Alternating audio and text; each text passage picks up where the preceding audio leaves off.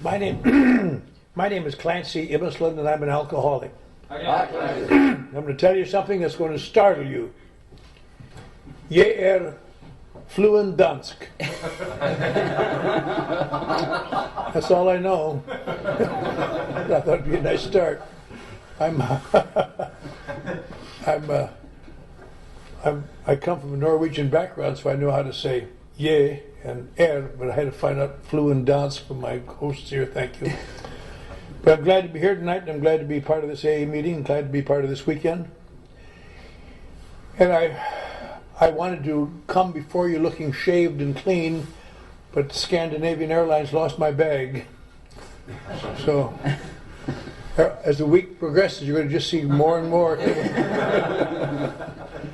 But I was thinking today, but they suggest I might want to talk for a few minutes tonight, to talk about something that tomorrow night I'm going to tell my story, and tomorrow afternoon I'm going to tell maybe a little bit of where AA should go from here.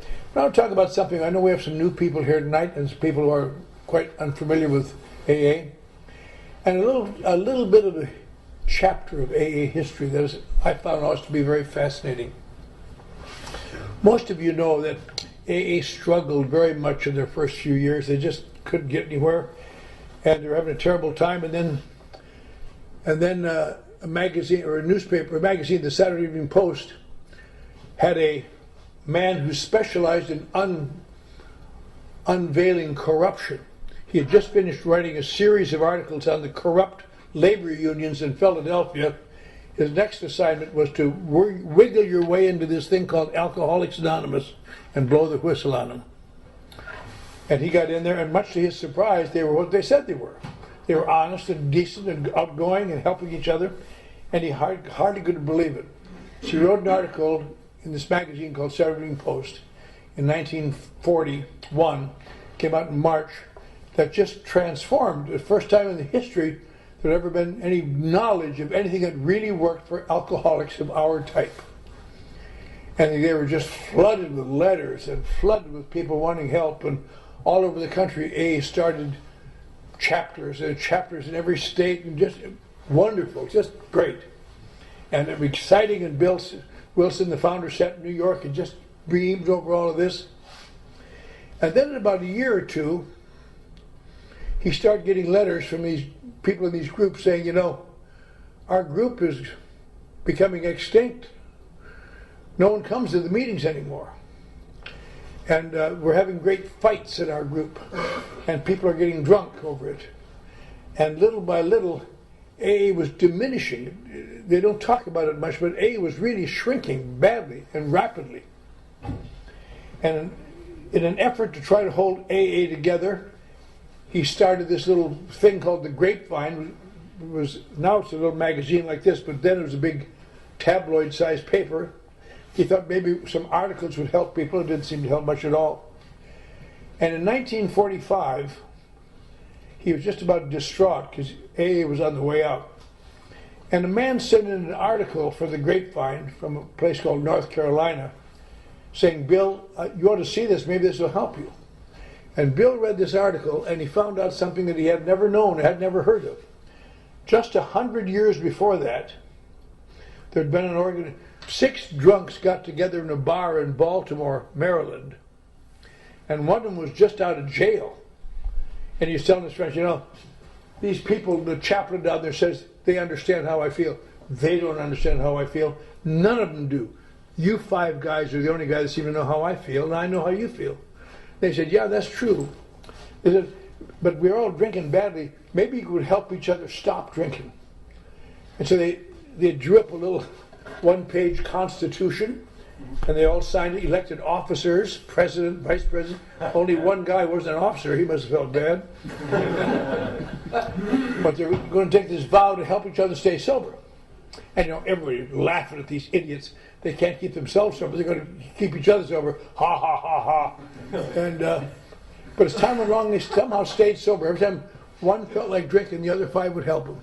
And again and again and again. And a couple of guys came down from a city called Philadelphia and saw this and went back to Philadelphia and started a little group. And they didn't have a name for themselves, so they They thought there never has been in history a place where drunkards are keeping drunkards sober. It's very unusual, just like the United States is unusual. Our first president, unusual, one of a kind, George Washington. So they named themselves after him. They called themselves the Washingtonians. And a group came from Washington, D.C. and started a group in Washington. And a group started in Boston. And little by little, all of a sudden, here's a whole bunch of drunken slobs staying sober here and there. And they did very well. And they, at the end of a year, they were in about 7 different states. Not too many, but they started to grow really rapidly. And at the end of the second, what happened was in those days, you know, there's no radio, television, no nothing like that. So most entertainment, public entertainment, came from public speakers who would speak, give orations to big crowds. And they got a couple of good orators into the Washingtonians. And they'd go out and talk about the Washingtonians and got a lot of people signed up for it. They really started to get, because there'd never been anything like it. And but near the end of the second year, they sent out a letter to all the chapters they could find that they knew about and said, we're going to take Washington's birthday, February 22nd, as our anniversary, because we started in March, it's close enough, and it's like Washington's birthday. But on our anniversary date, have somebody from your community, some leader of your, or at least somebody who's a decision maker, come in and give a talk. Not that we want to hear what he has to say, but we want them to see that we're not crazy, that we're really doing something good. So all over the country, February 22nd, 1842, people came in. And in Springfield, Illinois, they got a young lawyer named Abraham Lincoln, who was the guy that came in to give a talk. He wasn't very famous yet. In fact, if you ever look through a book of Lincoln speeches, which you may or may not ever see, there's a major talk in there to the Washingtonians. And he talks for a long time, but the gist of it was this. I know many of you people here in Springfield, and you're intelligent, fine people. And I know exactly what, the only thing I don't understand your thirst. I don't have that thirst, but you have that thirst. But I'm glad you're doing something about it. And continue to grow and really flourish. By 1845, they had what they estimated, as best they could estimate, 100,000 sober drunkards in America. Unheard of. Now that may not be impressive to you, but stop and think. AA, after 5 years, didn't even have 1,000 sober people. And they had 100,000 without a telephone, without nothing, just all 1-to-1, 1-to-1, 1-to-1. And then in 1845, these guys got thinking about things that seemed right to them, because it seems right to some people in AA today. If we could help drunkards, we should really help a lot of people. We should help people with narcotics problems who aren't drunkards. Not heroin and cocaine like today, but opium and things of that nature. We should really get involved in politics, because we got a lot of guys here who are really well-mannered, and we should help people. Maybe we can get into the anti-slavery movement and help work towards the anti-slavery movement. Maybe we should work towards annexing Texas into the United States. Maybe we should work on stamping out the sale of alcohol, because then there wouldn't be any drunkards. And on and on. And they really all got involved in this, and they all took on a course, and they worked off. And 3 years later, by 1848, the movement was extinct, and with very few changes, they all died drunk. I have a book home written in 1861 by one of the few survivors who said, I don't know what happened. We were doing so well. Then people didn't want to come in the meetings. They didn't want to help new drunkards anymore. They just seemed to all get caught up in their own thing, and one by one they got drunk, and down they went. And they became extinct. I'll tell you how extinct they became. Just 100 years later, Bill Wilson had never heard of them, and nobody else had ever heard of them. And Bill Wilson read this article and thought, my God, so many of the things in there they're talking about, people crying for publicity. One of the things they got in the problem with the Washingtonians, the speakers got fighting who got the most publicity and who was best known, and they were fighting about all sorts of things, power, prestige. And he thought, God, this is the same thing I'm seeing in my letters coming from all over the country. What can I do? And in desperation, he sat down and thought about it for days and weeks. And in the last gasp effort to save Alcoholics Anonymous, he wrote the 12 traditions. Now, not the way we heard them read tonight, although read very well. I need a ride back to the hotel, that's why I said that. But he wrote them in the long form. I'm sure most of you know the long form. If you don't know about it, in the back of the book, across from the short form is the long form. The same things, only at length, because it really describes what they're saying. In my home group in Los Angeles, which incidentally is the largest group in the world, 1,000 people every Wednesday night, we read the long form once a month so the new people will know what the hell it's about. And he wrote these long form, these traditions, in an effort to save AA, based on the experience of the Washingtonians and his own experience. And he published them one by one in this new little paper called The Grapevine. Now, wouldn't you know it? Most of AA refused to accept them. Because AA had the same problem then that they have now. It's full of alcoholics. Nasty bunch. We don't want any rules! We came here to find love! We don't want your goddamn rules! You know. And people wouldn't accept them. And he started a campaign. He'd drive around on his motorcycle all over eastern United States, going to meetings and talk about the tradition. Sometimes if you read about it in the history books, he'd have his wife in the sidecar with him. He'd go places. He'd go give talks. And interestingly, it got to a point, and this is really kind of sad, groups would say, Bill, would you come and speak at our anniversary? Only if you promise not to talk about the traditions. If you talk about the traditions, don't come. We don't even want you to come in the building. I mean, that's bad news. And so there were some people accepting them, a lot of people didn't, a lot of people getting drunk, a lot of people having fights. And so there were two people, some of you who are new don't know this, there were two founders of AA, co-founders, Bill Wilson and a guy out in Akron, Ohio named Dr. Bob Smith. And they got along very well. But their followers never got along. That's the way it always is in AA. Every time you have more than one group, there's two people who don't like each other. But the people in New York thought they were too religious in Akron. Because in Akron they still were hanging on to a lot of the old Oxford movement from which AA had sprung. And in Akron they didn't think New York was spiritual enough, that they were too action-oriented, not spiritual enough. So Bill and Dr. Bob thought, we got to get these people together because we're having a lot of problems. So they decided to have one meeting once. We will have one meeting where we will invite representatives from alcoholics all over the country to come and sit down, and we'll explain the traditions to them and they'll understand it. So they said to their followers, get us a place to meet. The people in Akron said, well, we'll go to a meeting, we won't go to New York. And the people in New York, not to be outdone in spirituality, said, we'll go to a meeting, we won't go to Akron. So Bill and Dr. Bob got together and they came up with the Solomon-like solution, Cleveland, Ohio. Okay. So July 4th weekend, 1950, the largest group of sober alcoholics that ever sat in one room together sat down there. And it was really interesting. Bill talked. Dr. Bob at this time was dying of cancer. And he'd been he was just behind Bill to survive, 15 years sober. And they said, you probably don't want to talk about it because you're dying of cancer. Oh no, I've got to talk. I'm 15 years sober. I'm next to the oldest sobriety in the world.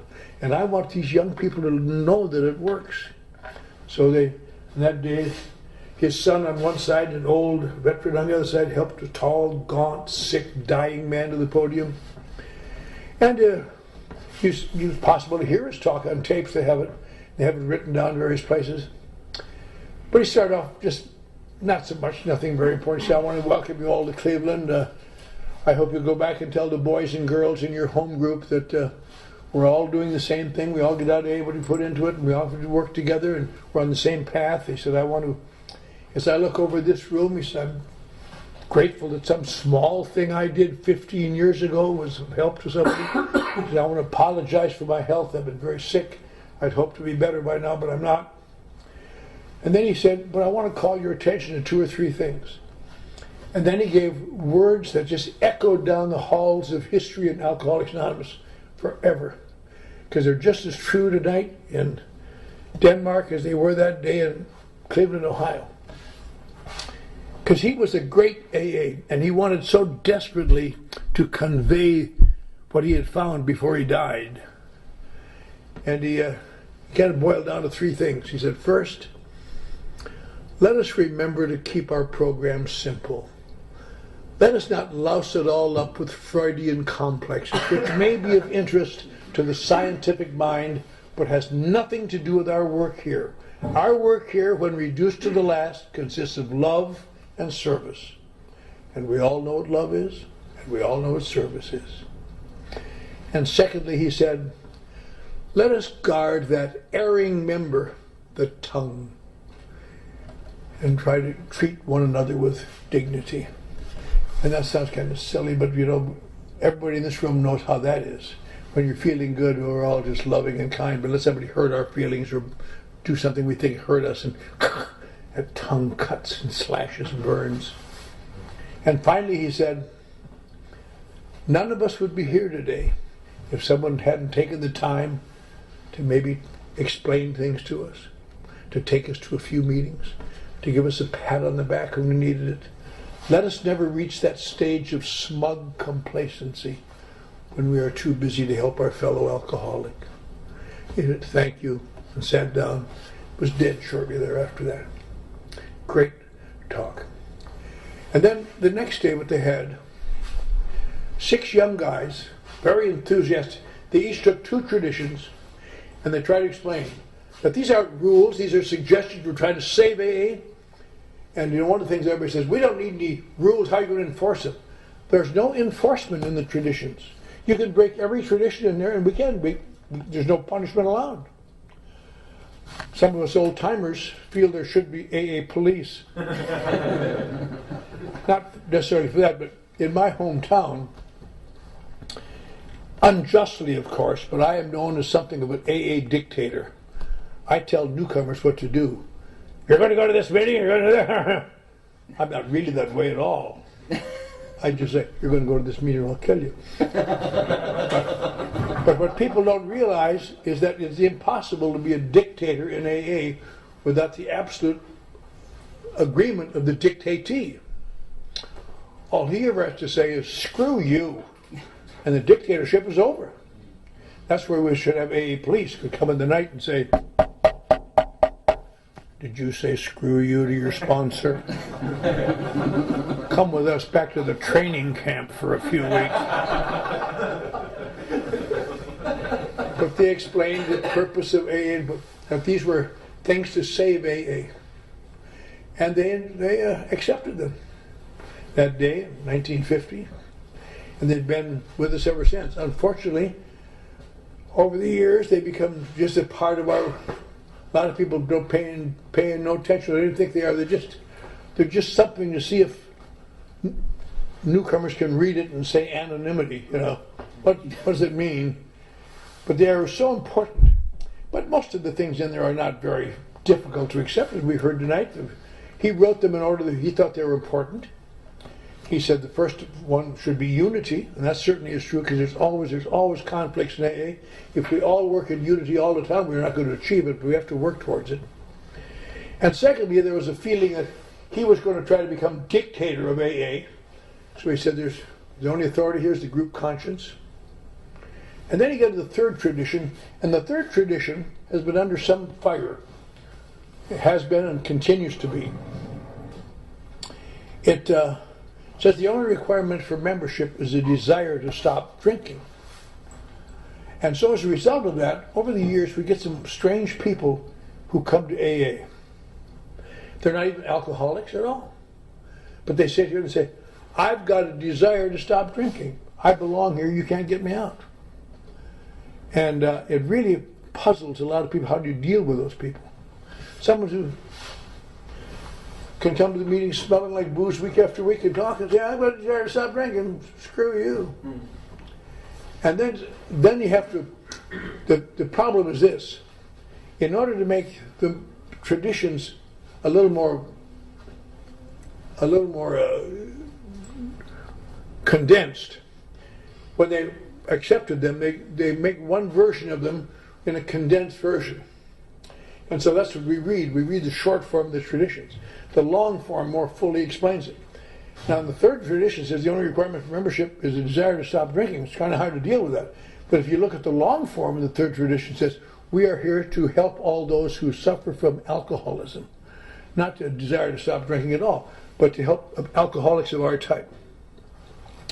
Then the fourth tradition, I'm not going to go through all the traditions, I'm just giving you an idea. The fourth tradition talked about, there's no question about that, every group was autonomous. You can do whatever you want in your group as long as you're not making AA look bad or hurting another group. The fifth tradition is under the most heat, and has been for years. It says, our primary purpose is to carry the message to the alcoholic who still suffers. And people say, what? That's nonsense. Why do we have, what's this deal about carrying a message to alcoholics? You know, how about drug addicts? It's all one big disease. You know where that phrase comes from? One big disease? It comes from a treatment center that only had one van. That's where it comes from. But to understand why you have to carry the message to the alcoholic who still suffers, I'm going to talk about this a little bit Saturday afternoon too, so you don't have to come. But the whole concept of Alcoholics Anonymous, there's nothing in here that is remarkably wise. There's nothing in anything we do here that's remarkably new. The only thing is this: it is the only organization where one drunkard is talking to another drunkard. There have only been 2 times in the world's history where groups of people like us have been sober. One was in the 1840s with the Washingtonians. One is now in AA. They are also the only 2 times in history where drunks dealt with drunks. Now, why is it so important that drunks should, wouldn't a doctor or a psychiatrist or a minister or somebody know more about things than we do? Maybe they do. But the great symptom of every alcoholic in the world is, I know you mean well, but you don't understand. My case is different. The universal cry. And we're not in any, none of us need advice. Christ, we've had enough advice to last us for 10,000 years. Passers-by think they should give us advice. Here's what you ought to do. The point is this, that what happens if you are fortunate in AA, you may hear people describe emotions of their own, or feelings or histories of their own, that you can say, my God, I thought I was the only one who knew about that. It's called identification. My God, I identify with this guy. I never thought I would. And the reason that is so important, that if I identify with them, and I'm fortunate, that nonsense advice from that person becomes meaningful information. I can believe what he is saying because he knows. And little by little, it opens up the armor so that the steps and the stuff can get in here. Because I'll tell you, I'm in a situation none of you are in. A few years ago, I resigned a nice job in Beverly Hills where I was doing very well because I had reasons of my own which I hate to even think about. But when I go to work in the morning now, I live out by the ocean in Los Angeles. I drive downtown, I park in my parking lot. Then I have to step over the bodies of men, women, and children dying from alcoholism and drug addiction to get to my office. And I spend all day trying to figure out ways to help those poor sick bastards. Then I step over them and I can go home. We're not a treatment center, we're below that. We're just trying to keep people alive on the street. And you think, well, why would you help those people? I can't tell you how much I've helped them, tried to help them. But you know why people die from alcoholism? You can give psychological reasons and economic reasons and genetic reasons. But the number one reason is this: I thank you for trying to help me, but you don't understand. My case is different. The armor stays up. And somehow, to help anyone, we've got to get through that armor, at least to open it up just a little bit. Because without that, it just, everything you know bounces right off them. Anybody here who's ever worked with alcoholics know that. Some guys are able to do it, and some guys It's almost impossible. Most of them die without finding out. And that's why it's so important that you have to be an alcoholic in Alcoholics Anonymous. Not because it's better or worse or anything else. It's because that's the only place you're going to find identification. That is why a number of years ago, 1958 or so, a guy I knew, a friend of mine, went to New York and got permission to use the 12 steps for his new organization called Gamblers Anonymous, the first time they ever used the steps outside of AA. Then shortly after that, a guy from a narcotic addict who also was an alcoholic, and when he brought his narcotic friends to AA they didn't identify, he got permission to start Narcotics Anonymous and Cocaine Anonymous and Overeaters Anonymous. All these are from people who are alcoholic with a secondary thing where they're trying to help other cases. There's a couple things. The guy that founded GA, Gamblers Anonymous, good man, a guy named Jim Willis. By the mid-60s, it was growing. That has also become the most successful of all the non-AIDS programs. But by the mid-90s, he was so busy in GA, he really didn't have time for AA anymore. So everybody was sad when he got drunk and died. But as I said in GA, we're very sorry, but he never gambled again. Just as if we were someone here would say, he didn't drink, he gambled again. You know, we didn't care. I never really understood the theory of identification so clearly. When I was about 2 years sober, in 1960, they had this new. I gave a little talk at a meeting like this, you know, just on obsessions, because I've always been an authority on obsessions, not what to do about them, but about the obsessions themselves. And some kind of plump lady came up here, she says, "Oh, that was wonderful. We have a new organization called Overeaters Anonymous. Would you come and talk to our ladies Sunday?" And I had no front teeth. I weighed about 130 pounds. I said, "Sure."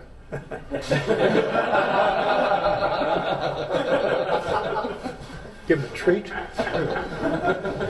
Out over there on Sunday, and these fat ladies sitting around a table. I thought, "Hey, you want to see somebody who's weighs 130 pounds? Look at it, baby." And I gave them a talk, good talk on obsessions, and when I got done talking, they had a little sharing session, which probably won't have time for tonight, I'm sorry. But that little woman over here said, talk about, it was her son's birthday. She made him a 2-tiered birthday cake, and he was down in Long Beach to a military school. Her husband went out to get the boy. She had one little piece of cake to see what it tastes like. Then another. Then another.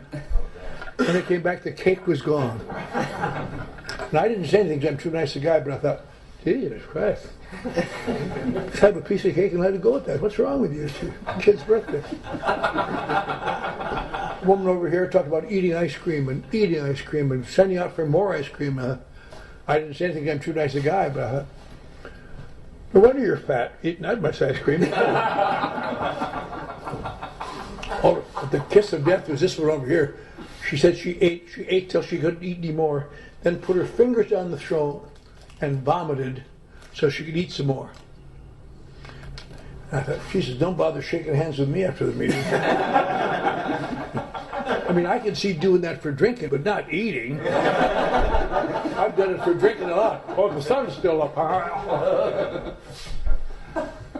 Now, what was different? What was different? I understood exactly what they were saying, but there was no identification. It was just information that had meant nothing to me except just kind of silly.